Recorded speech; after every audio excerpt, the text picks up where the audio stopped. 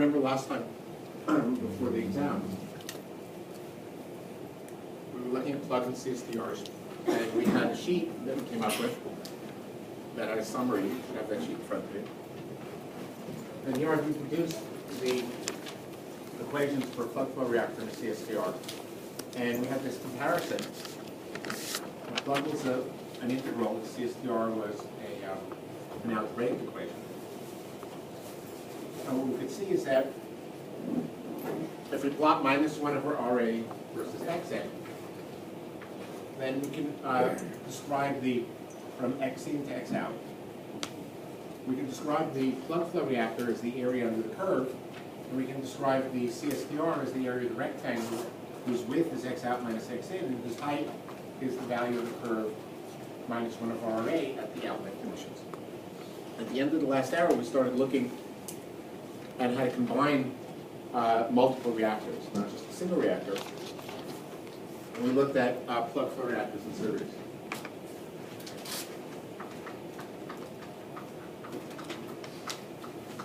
And what did we show at the end of the last hour? What is this equivalent to? Just on the back row on the left. Plug flow reaction series is equal to single control.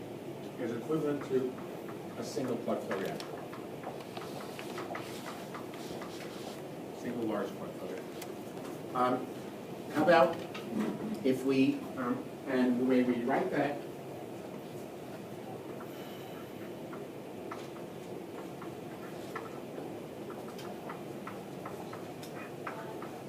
so this is X in, X2, I'm sorry, X1, X2, Xn minus 1, and X out. This is equivalent to X in, X out, where this is just equal to V1 plus dot dot dot plus Vn. And now what we'd like to do is look at other arrangements of series and parallel involving plug and CSTRs. So next thing to look at is plug reactors, plugs in parallel.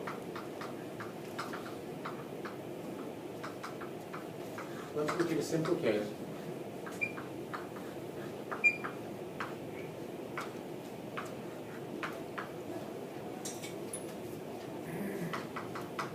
X in and X out. And this, for now, I'm going to give you this piece of information, is that the best you can do here, and I'm not proving this yet, but I'll probably give this as a homework. The best you can do in a situation like this is when the streams coming out of the individual reactors have the same conversion. If they have different conversions, then you mix them to get an outlet conversion. You're not going to be as efficient as when they both have the same conversion. And you can kind of see why intuitively. Intuitively, if you note, typically the rate of reaction depends on the concentrations of the reactants. So and typically it's monatomic. The higher the reactant concentration, the faster the reaction. So the more efficient it is. If I break up my feed stream, if I split this up in such a way that, say, reactor 1 reacts to a higher conversion than necessary, and then I mix it with a lower conversion from reactor 2 to get the outlet conversion, then what's happening is there's this extra N piece of reactor 1 that's reacting really slowly. So it's not very efficient because it's already reacting with very low concentration. So you can imagine that it behooves us never to go, if we're trying to make the most efficient system, we never really want to react at a lower concentration than need be, because that gives you a slow reaction. So that's just a qualitative thing. You can also show this mathematically. But the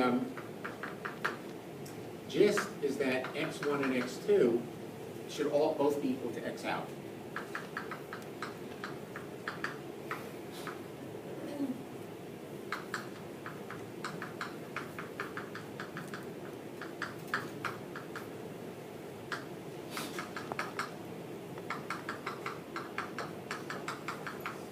And this is sort of a theme of your textbook, the theme is mixing. And usually in your textbook, everything in reaction engineering boils down to mixing.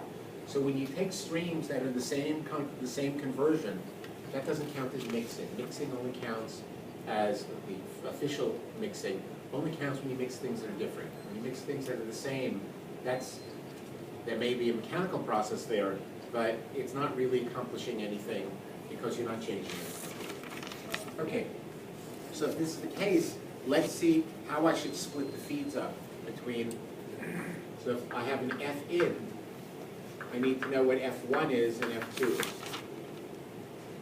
So if X1 is equal to X2, well, that is the outlet of reactor 1 is equal to the outlet of reactor 2. And since the inlets are the same, if the outlets are the same, then the rates are the same because they're evaluated at the outlets. The reference state is the same. Then the taus have to be the same. So that tells me that tau 1 should be equal to tau 2. And tau 1 is CA0 V1 over FA1, what goes into reactor 1. And that's equal to tau 2, which is CA0 V2 over FA2. So that tells me that V1 over FA1 is equal to V2 over FA2. And since Fin is equal to FA1 plus FA2,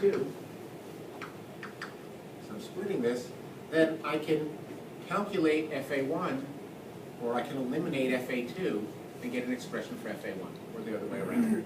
So let's do that. Let's eliminate FA2. FA2 is FA in minus FA1.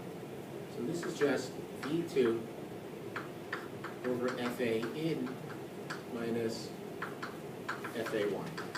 If you multiply this out, I have V2 FA1 is V1 FA in minus V1 FA1. I bring this to the other side of the equation. V2 minus V1 FA1 is equal to V1 FA in. And I can divide through by V1. Actually, divide through by V2 minus V1. And I get that FA1 is equal to V1 over V2 minus V1 FA. And similarly, FA2 is V2 over V2 minus V1. Is it minus or plus? Plus. Brings to the other side, it's plus. FA. So this tells us if I have an FA in, how should I split it up into FA1 and FA2, given V1 and V2, to get the most efficient system? Most efficient means the smallest tau. Most efficient means smallest tau.